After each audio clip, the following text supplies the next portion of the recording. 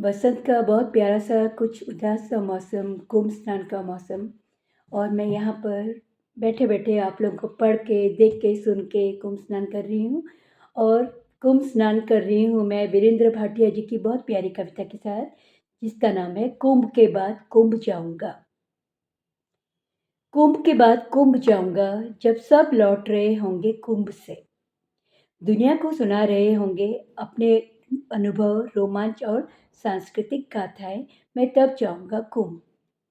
बैठूँगा गंगा जी के पास, जैसे कभी बैठ जाता था माँ के पास किसी बेचैन रात, जब वो बैठी होती थी खाट पर पुत्र विछोह के दर्द में। माँ कुछ नहीं बोलती थी तब, बस आँख बचाती थी, दर्द छुपाती थी। जानता हूँ नदी भी कुछ नहीं बोलेगी, बस कुछ देर में नदी के दर्द को महसूसना चाहता हूँ। मैं कुंभ जाऊँगा तब, जब सब लौट रहे होंगे कुंभ से। मैं रुकूँगा गंगा जी के पास एक चुप रात, जैसे किसी खंडहर में रुकता है कोई साधु, सुनता है कुछ अनसुनी आवाज़ें। लोग कहते हैं ब्रह्मांड में जिंदा रहती हैं अनसुनी आवाज़ें। वे सुने जाने तक मोक्ष को प्राप्त नहीं होती। गंगा माँ, तुम्हारे पास भी तो कितनी अनसुनी आवाज़ें एकत्र हो गई हैं ना? कैसे सुनोगी इतनी आवाज़ें? अकेली पड़ गई होगी ना माँ?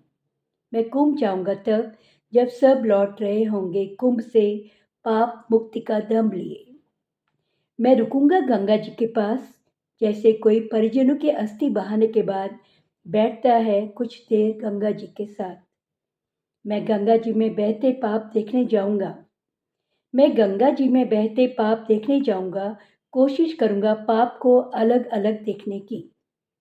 लोग कहते हैं सब लोगों का खून एक जैसा होता है, सबकी अस्थियाँ भी एक जैसी होती हैं। पाप भी अलग नहीं पहचान सकते हम किसी के। पूछूँगा गंगा मैया से, सब पाप एक हिसाब से हैं, तो सबके कष्ट अलग-अलग क्यों हैं? जानता हूँ माँ इस बार भी कुछ नहीं बोलेगी। माँ के लिए, क्योंकि पुत्र पापी नहीं होते। धार्मिक पंचायती लोग ही बोलते हैं कि तुम्हारा पुत्र पाप करके आया है। मैं तब जाऊँगा कुंभ, जब सब लौट रहे होंगे कुंभ से। बैठूँगा गंगा जी के पास, पूछूँगा कितना सहती हो न माँ, कितनी विराट हो, कब से झेल रही हो और कब तक झेलोगी?